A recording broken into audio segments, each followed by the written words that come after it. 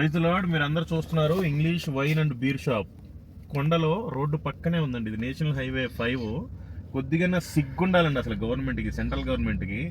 ఎందుకు అంటే ఇదంతా కొండల ప్రాంతము, మొత్తం కొండలు లోయలే ఉంటుంది. ఎప్పుడు ల్యాండ్ స్లైడింగ్ జరిగిద్దో తెలియదు, ఎప్పుడు లోయలోకి కారు అవన్నీ వెళ్ళిపోతే తెలియదు. వైన్ షాపులు రోడ్డు మీద పెట్టి అమ్మితే ప్రతి డ్రైవర్కి తాగాలనే ఆశ కలుగుతుంది. తాగిన తర్వాత వాళ్ళ ఫ్యామిలీస్ ఏమవ్వాలి, ఎదురుగా సరిగ్గా వచ్చేవాడు ఏమవ్వాలి. అసలు నాకు తెలిసి ఈ హైవేస్ పక్కన ప్రతి వైన్ షాపు బ్యాన్ చేయాలండి, లేకపోతే అసలు చాలా దురదృష్టకరం. కాబట్టి మీరంతా ఆ విషయంకై ప్రార్థించండి. యేసు నామంలో ఒక్క వైన్స్ కూడా ఉండకూడదు. ఇది ఎదురుగా చూడండి, మళ్ళీ ఇంకోటి అది వైన్స్, అది కార్ ఆడ ఆపాడు, కొనడానికి వెళ్తున్నాడు. అది కొంటే ఏమవుతుంది, తాగుతారు ఎంజాయ్గా. ఎవరికైనా మౌంటైన్ ఏరియాకి వచ్చినప్పుడు కొంచెం వెచ్చగా ఉంటుంది అని అనుకుంటారు, అయిపోతుంది. ఇదిగో ల్యాండ్ స్లైడింగ్ అక్కడ ఏం చూడండి ఒకసారి, అక్కడ ల్యాండ్ స్లైడింగ్ అయింది. ఆ టైంలో తాగుంటే వాడికి ఏం తెలుస్తుంది, అసలు బండి ఎటు పోవాలన్న సంగతి ఏమర్థం అవుతుంది.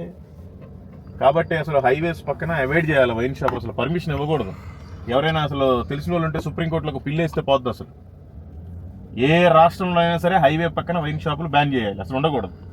జీవితాలు పాడైపోతాయి, నాశనం అయిపోతాయి.